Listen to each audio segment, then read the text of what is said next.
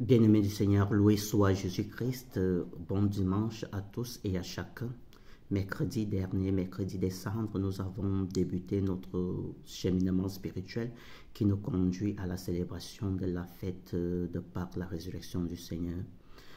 C'est le carême, un temps de 40 jours, à l'exemple de Jésus, où nous sommes appelés à aller au désert de nos vies, désert comme lieu de purification, désert comme lieu de la rencontre avec Dieu, mais aussi désert comme lieu d'épreuve, où le tentateur nous soumet véritablement, nous bouscule véritablement. Le carême est surtout donc un temps de recharge de mes batteries, de nos batteries spirituelles, de nos énergies de l'âme, pour pouvoir vivre pleinement tout au long de l'année comme enfant de Dieu, enfant de lumière. Au cœur de la méditation de ce dimanche, premier dimanche de carême, l'Église soumet à notre méditation l'évangile des tentations. Ça, c'est Matthieu chapitre 4. L'évangile des tentations de Jésus. Ces tentations portent sur la puissance, sur le pouvoir et sur les possessions. Et je dois vous l'avouer, chacun de nous a déjà fait l'expérience de ces tentations. Nous sommes toujours tentés à avoir plus, nous sommes toujours tentés à avoir plus de puissance, nous sommes toujours tentés à avoir plus de pouvoir. Quelle est l'attitude de Jésus?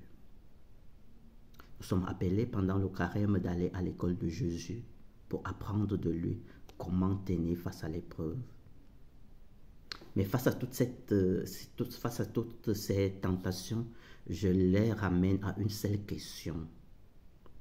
Cette question me concerne, cette question te concerne. Comment moi, jeune chrétien, jeune chrétienne, j'arrive à réaliser mon projet de vie, ma mission de vie, sans jamais compromettre mon âme, sans jamais perdre mon âme.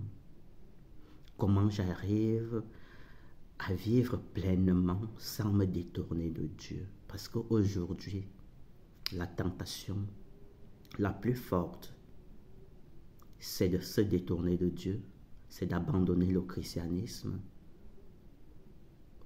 dans l'espoir de pouvoir gagner sa vie. C'est un mensonge. Chers amis, on peut vivre pleinement étant épanoui. On peut réussir sa vie en restant fidèle à Dieu sans avoir besoin de se compromettre. Je sais combien plusieurs personnes passent des moments d'épreuve dans leur milieu professionnel, dans leur milieu de vie et même dans leur famille. Combien vous êtes bousculés comme Jésus aujourd'hui au désert, combien vous êtes bousculés et combien vous ne voulez pas abandonner votre foi chrétienne. Je vous dis courage, ne cédez pas. Il est possible de tenir.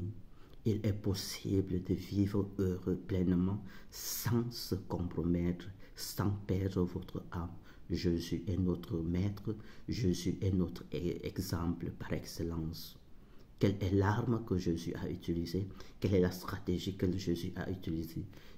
Jésus s'est nourri au quotidien de la parole de Dieu et il est resté fidèle à sa mission. Nourrissez-vous chaque jour de la parole de Dieu. Prenez appui sur le Seigneur, Dieu notre seul recours, et vous ne serez pas perdus. Et vous vivrez pleinement votre vie.